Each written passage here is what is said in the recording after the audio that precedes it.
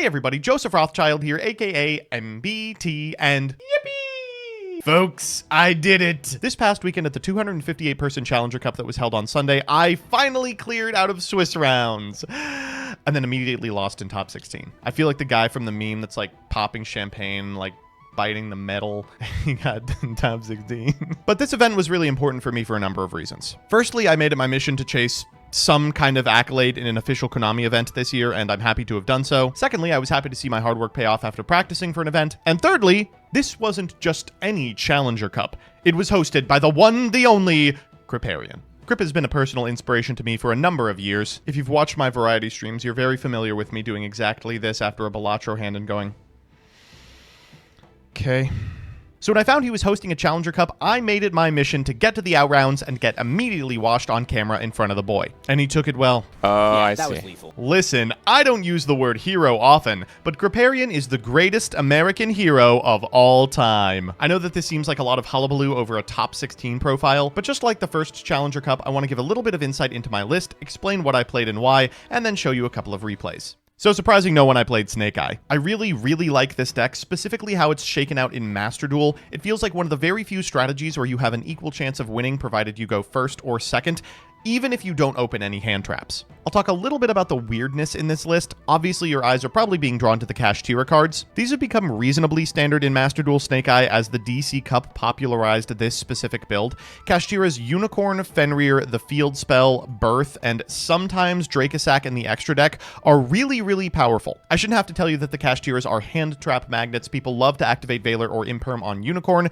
but they also serve a secondary purpose. In a scenario where you open like a Diabellstar and a Unicorn, you can special the Unicorn, search a Birth, go for Diabellstar pitching something from your hand, overlay for a copy of Mechaphantabeast Dracosac, special summon 2 tokens, make an IP Masquerena with the 2 tokens, use the Birth to bring back the Kashtira Unicorn from the graveyard, and then make a 3-mat Appaloosa Bow of the Goddess, and then activate the copy of original Sinful Spoil Snake Eye that you set off the Diabellstar. This insulates your plays against everything but infinite impermanence, and it's absolutely bonkers.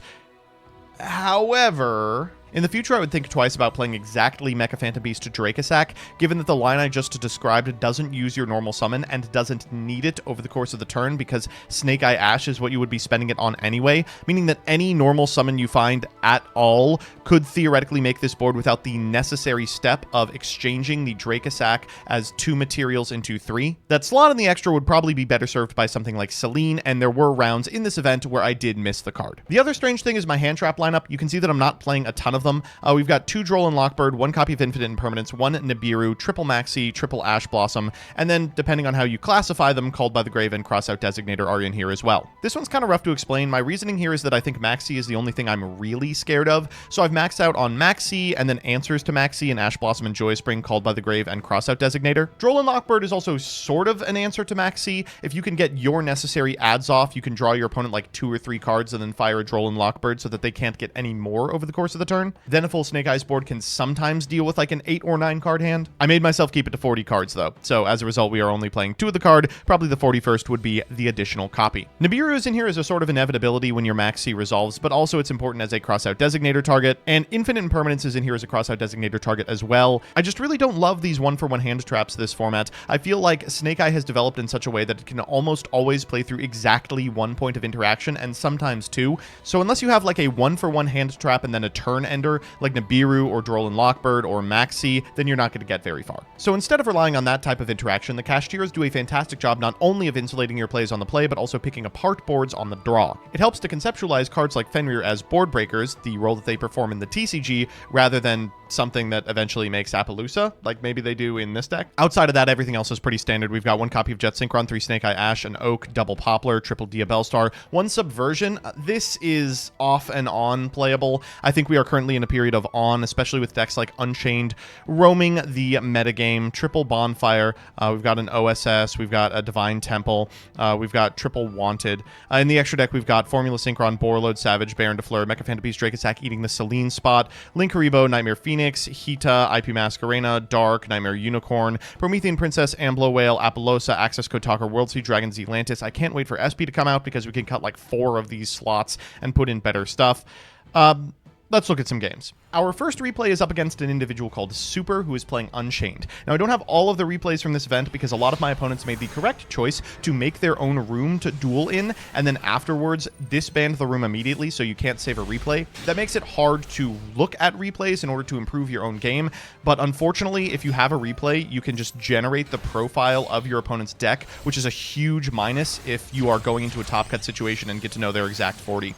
As you can see, we have no hand traps, but I'm still feeling pretty good because, of course, we have Ashe, Diabellstar, and 3 cards that are still fine on the draw. Like, very happy that we have that Sinful Spoils of Subversion and don't have to waste a Poplar activation in getting rid of this copy of Wave Hiking Caesar I'm sure we are going to see.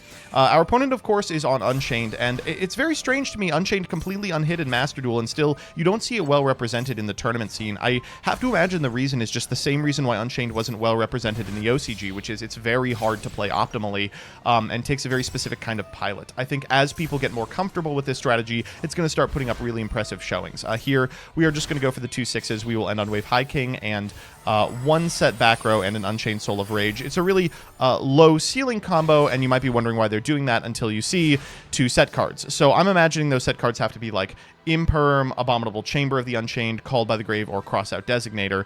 And as a result, when our opponent activates the Max C and draw step, I have to think for a second about activating Droll and Lockbird later in the turn. There's a scenario where, like, what I want to use this Droll and Lockbird for is allowing them to draw like 1 or 2 cards as we get our must adds to our hand, and then firing it so they don't draw any more. But because I expect there might be a Called by the Grave in the back row, we don't want to get into a situation where a Droll and Lockbird can be negated. So we're going to activate our Called by the Grave here, despite the fact that I think this is a really high-powered card in this matchup.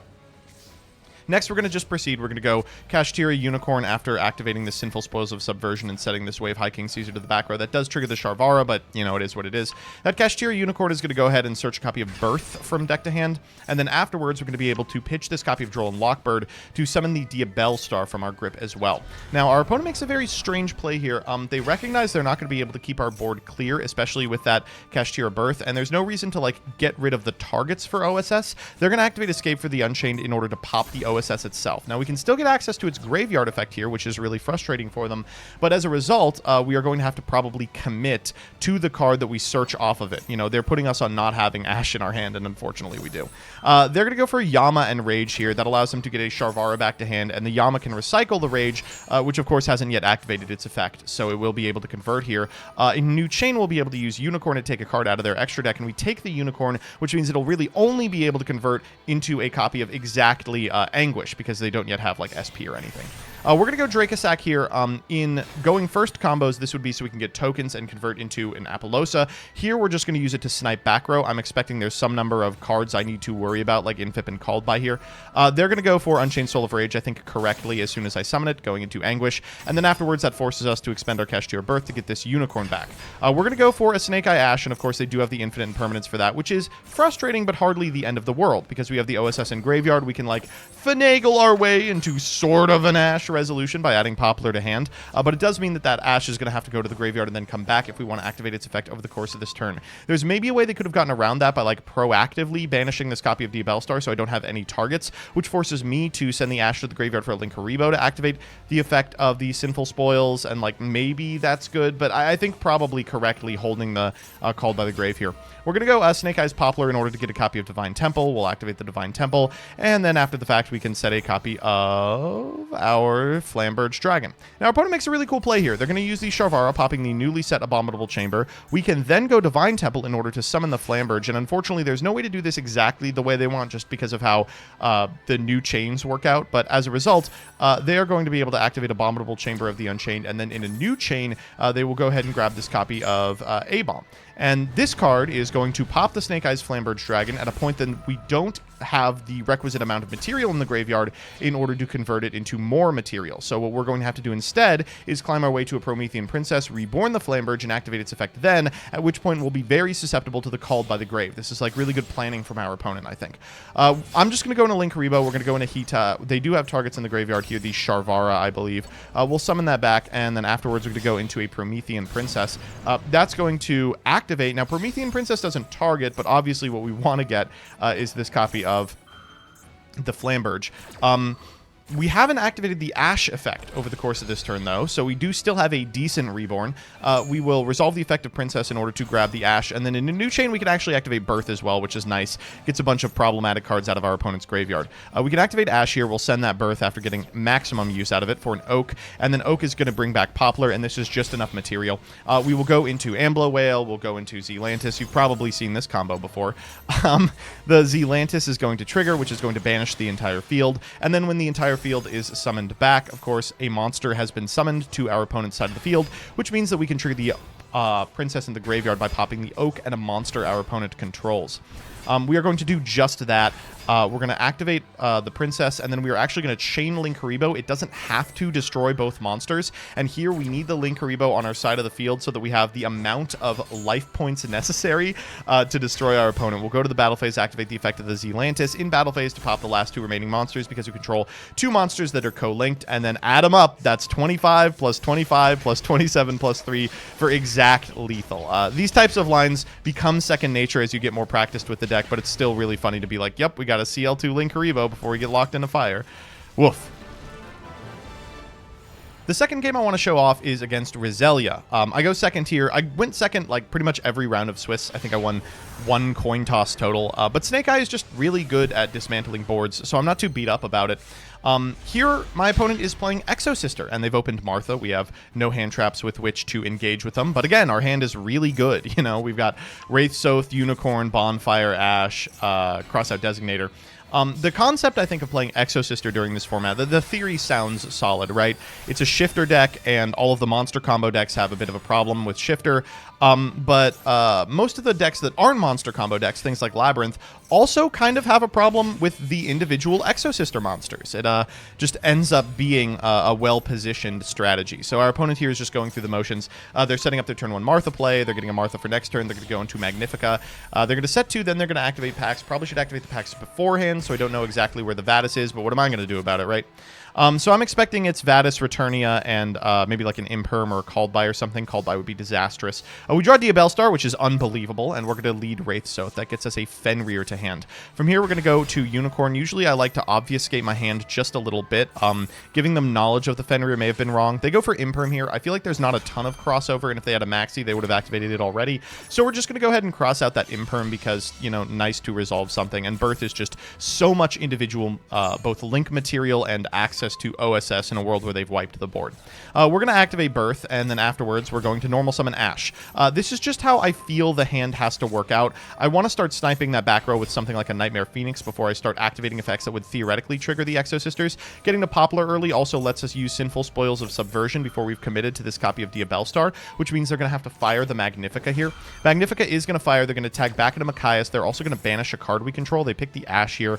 And then, of course, the Machias has the ability to own us really hard. We'll go Unicorn afterwards, and they're going to chain Returnia in order to banish the Unicorn. This, I think, was probably a misapplication of this card specifically, but they are trying to clean the field here in order to, like, prevent us from having the necessary monsters to contest their existing board, but, like, they know I have the Fenrir in hand.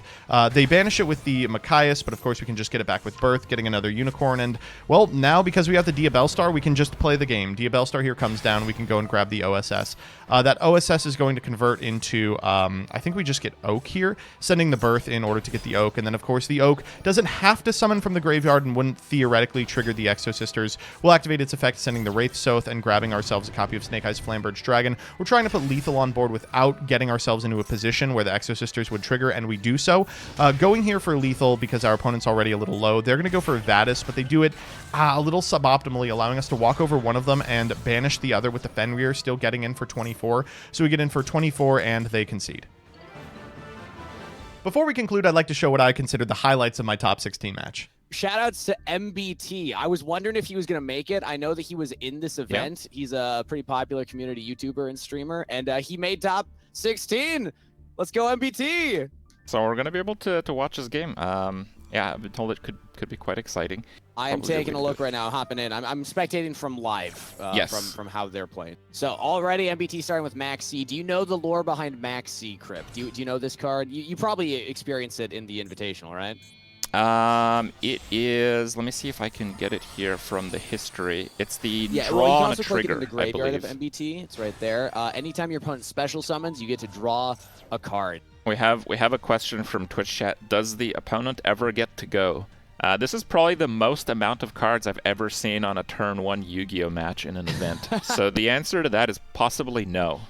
Yeah, and that's over. Matters which side of the lobby they're on, though, because MBT's on the same side. But, oh, is he choosing to go second still? It looks like he's still going second, and it's Maxi into Ash Blossom again.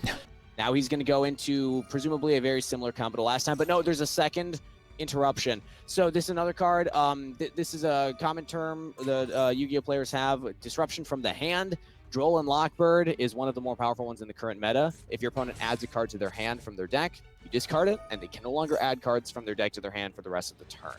So this is a much weaker field for MSB, but it's not doomed because you still have the IP Masquerena, so we can go into something like a Nightmare Unicorn on our opponent's turn, which allows us to discard a card to bounce something on their field back into their deck. And we have the Maxi still. Oh, wow.